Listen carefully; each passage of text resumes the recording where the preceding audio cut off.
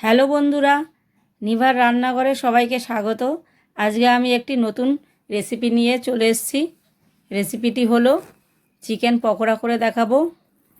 এখানে 500 গ্রাম boneless chicken আমি নিয়েছি। তার মধ্যে স্বাদ মতো নুন দিয়ে দিয়েছি, হাফ চামচ ডার্ক সয়া সস দিয়েছি, আদা রসুন বাটা দিয়েছি পরিমাণ মতো, টমেটো সস দিয়েছি পরিমাণ মতো, গ্রিন চিলি সস দিয়েছি পরিমাণ মতো,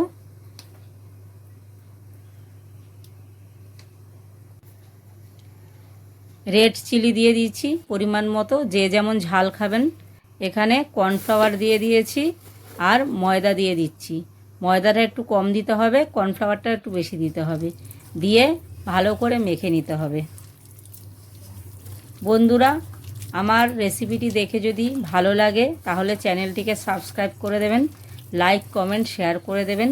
যারা বন্ধুরা এখনও সাবস্ক্রাইব করতে ভুলে গেছেন তারা অবশ্যই সাবস্ক্রাইব করবেন।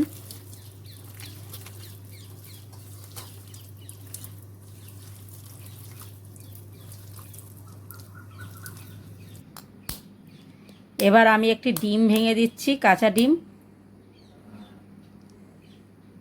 ডিমটা দিয়ে আবারও আমি চিকেনের সাথে ভালো করে মাখিয়ে নেব। ডিমটা দিলে পকোড়াটা খেতে খুব সফট আর মুচমুচে হয়, খুবই ভালো লাগে খেতে।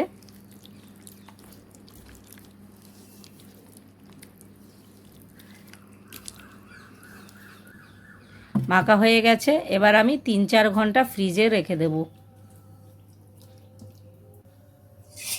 এবার ফ্রিজ থেকে বের করে নিয়ে গরম তেলের মধ্যে একটা একটা করে পকোড়া ভেজে নিচ্ছি।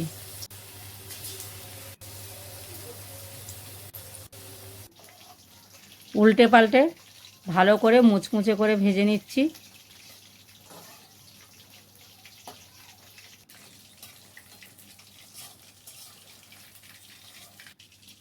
ভাজা হয়ে গেছে, এবার আমি নামিয়ে নিচ্ছি।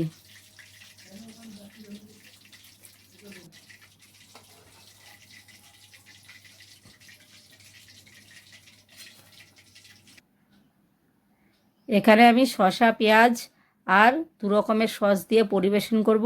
বন্ধুরা, আপনারা কিন্তু বাড়িতে অবশ্যই ট্রাই করবেন।